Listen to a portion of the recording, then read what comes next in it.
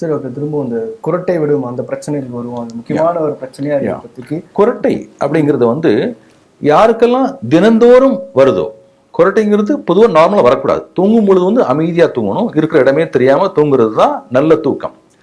நம்மளும் சில பேர் நினச்சிக்கிட்டு இருப்பாங்க, நல்ல அதாவது கொரட்டை போட்டு ஒருத்தர் தூங்குனாருன்னா நல்லா தூங்குறாரே, கொரட்டை போட்டு தூங்குறாரே அப்படின்னு. அது வந்து ஒரு தவறான ஒரு கருத்து. கொரட்டை வந்து நார்மலாக தூங்கும்போது வரக்கூடாது. அமைதியான முறையில் தூங்கணும். தூங்குற இருக்கிற இடமே தெரியாமல் நல்லா தூங்கினாதான் குட் ஸ்லீப், நல்ல தூக்கம் அப்படிங்கிறது.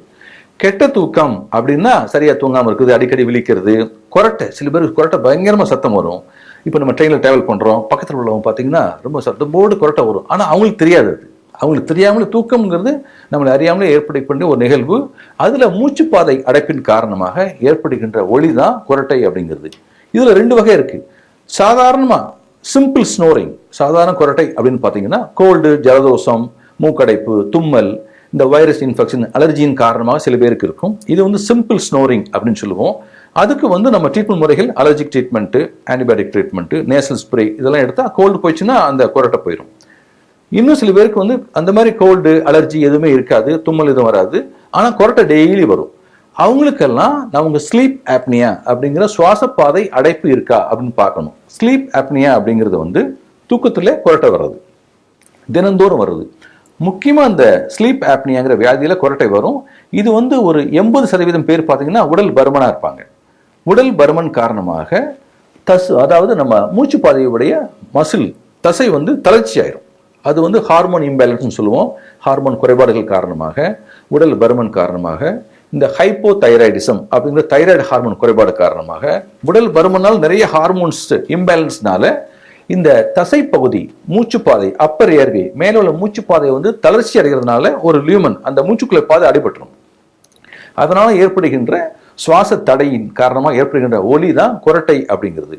இந்த குரட்டை யாருக்கெல்லாம் டெய்லி வருதோ அவங்களுக்கெல்லாம் அந்த ஸ்லீப் ஆப்னியா இருக்கான்னு பார்க்கணும். 80% உடல் பருமனா உள்ளவங்களுக்கு வரும்.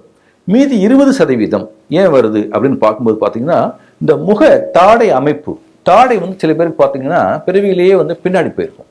அது பேர் வந்து ரீட்ரோக்னாதியா அப்படிமோ. ஒரு சில பேருக்கு தாடை வந்து குறுகலாக இருக்கும், ரொம்ப சின்ன ஒத்த நாடின்னு சொல்லுவாங்க, சின்னதாக இருக்கும், பின்னாடி போயிருக்கும்.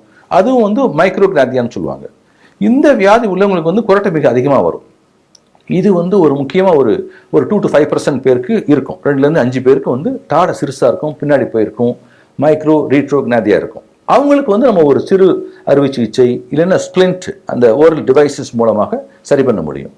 குழந்தைகளுக்கு வந்து சிறுவர்களுக்கு 8 வயசு, 10 வயசு, 6 வயசு அவங்களுக்கு வந்து குரட்டை வரும். சிறுவர்கள் ஸ்கூலுக்கு போகிற ஏஜில் வந்து குரட்டை ஜாஸ்தியாக வரும், வாயை திறந்து தூங்குவாங்க. அவங்களுக்கு என்ன காரணம்னு பார்க்கும்போது பார்த்தீங்கன்னா வாய்ப்பகுதியிலே, தொண்டை பகுதியில் வந்து டான்சில்ஸ் மற்றும் அடினாய்டு அப்படிங்கிற சதை வளர்ச்சியின் காரணமாக, அது அலர்ஜினாலேயோ இன்ஃபெக்ஷன் நோய் தொற்றுனாலேயோ பெருசாக வீங்கி மூச்சுப்பாதை சுவாசிக்கும் போது அடைப்பு ஏற்பட்டுரும். அதனால சிறுவர்களுக்கு வந்து குரட்டை வரும். இந்த டான்சில்ஸ் மற்றும் அடினாய்ட்ஸ் அடிக்கடி அந்த தொந்தரவு பண்ணதுன்னா அதுக்கு வந்து நம்ம சிகிச்சை, அறுவை சிகிச்சை இருக்கு. அடினோ டான்சிலெக்டமி அப்படிங்கிற அறுவை சிகிச்சை பண்ணியாச்சுன்னா சிறுவர்களுக்கு அடிக்கடி இந்த குரட்டை வர்றது, வாயை திறந்து தூங்குறது, அதனால மற்ற தொந்தரவுகள்லாம் நம்ம வந்து அவாய்ட் பண்ணிடலாம். டாக்டர் தொடர்ந்து